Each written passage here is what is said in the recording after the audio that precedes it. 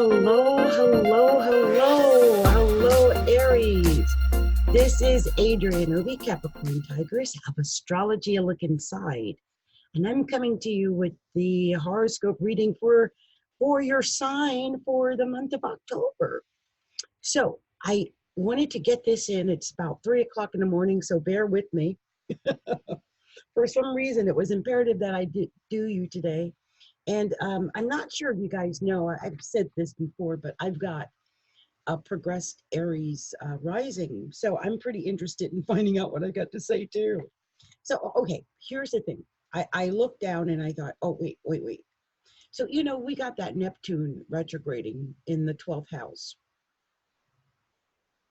Neptune. I don't know about you. I live in a recreational state. I'll just say that. I don't know about you, but a lot of people have been doing some 12th house things.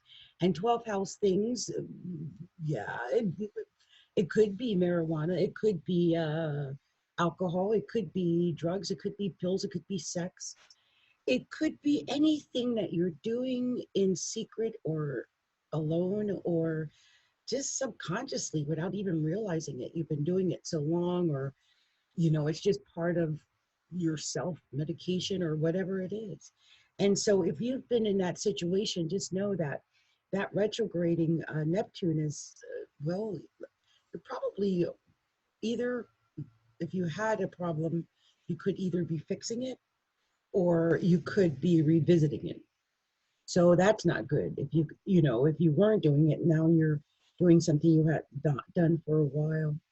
I would think, though, it might be a time for some people who are really dealing with some issues, like, the opioid crisis is big, and alcoholism is really a problem for a lot of people.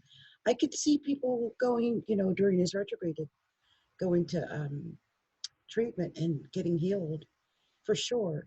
And I really can see that because Chiron, the wounded healer, is in Aries. It's in your solar first house.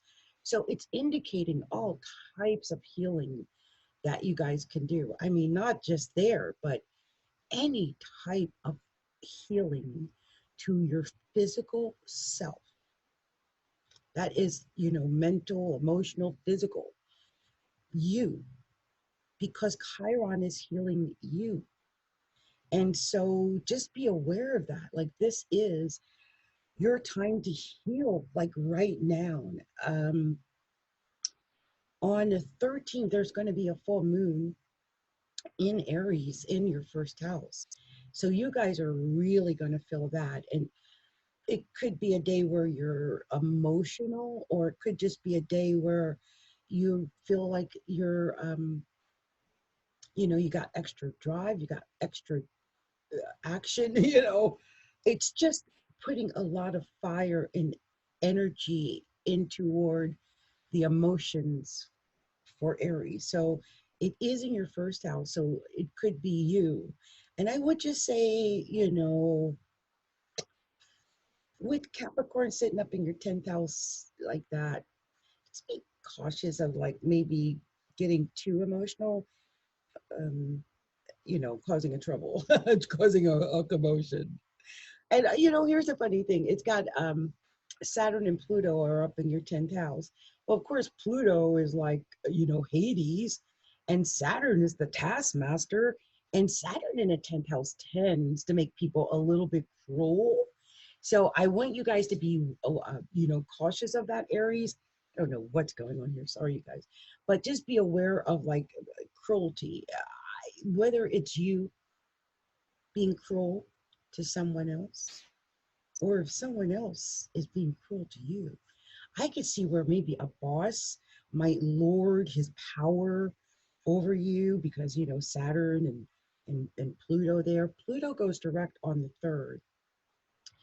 And so if you've not felt anything like that, you might suddenly feel that, like on the 3rd or after the 3rd, where it just seems like they're really kind of overbearing bosses, that kind of thing. Because Pluto is like power tripping bosses. I can't put it any other way. Unless, of course, you're going for your own power and opening up your own business and working on your own enterprise. But if not, then I could see definitely power tripping bosses. And with Saturn sitting up in the 10th house, it could indicate a time that's great for your career, or it could indicate a time that there's some restriction or something heavy going on in your career. So please be aware of that. And, you know, I would dot every I and cross every T at my job. I wouldn't make any mistakes if I were you. Jupiter is direct in your 9th house, so travel, education, learning new things is really, really showing there. Like you definitely could learn something new now. And I think it's a good time for that. I mean, it's Saggy, it's Jupiter, it's in its own home of the 9th house. I'm thinking education and travel, and even if you had something to do with the law, like if you had to go to court or something like that, I could see where you might win out over that. I can give you an example of how that worked out for me, Miss Aries Rising, Progress Rising. So I have, I don't know if I've talked about it before, and I am healing it, you know, Chiron in the 1st house, right? And in Aries. So I have something called agoraphobia. And it's weird because Capricorn is in the 10th house of an Aries chart. So it would put like my sun and my ascendant up in the 10th house. And when I was 500 pounds, because I was once 500 pounds, I used to get laughed at and spit on and jeered at, and I was scared. And so I developed this thing where I hide away. I hide away. I, by the way, have Neptune on my midheaven by birth. Weird that Neptune is in the 12th house for Aries, right?